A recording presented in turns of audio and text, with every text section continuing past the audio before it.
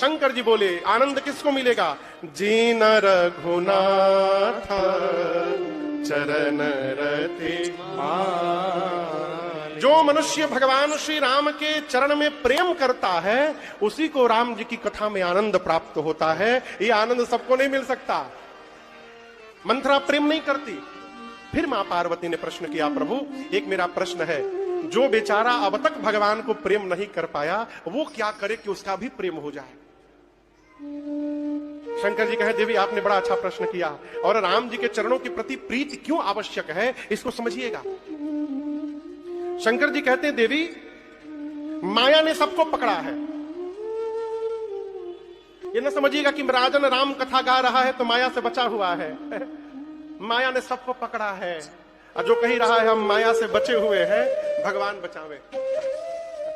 कहो,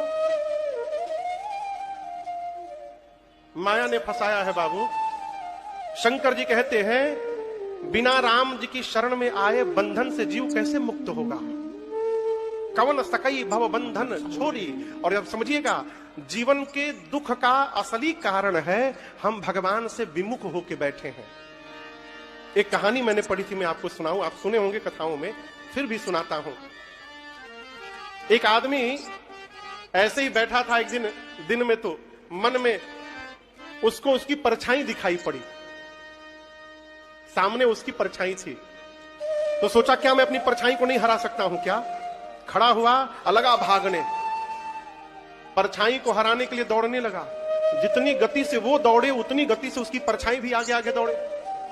अपने पूरी क्षमता से दौड़ा, घंटों दौड़ा, दौड़ते दौड़ते थक गया, परछाई को हरा नहीं पाया तो उदास होकर अपने गुरु जी के पास गया।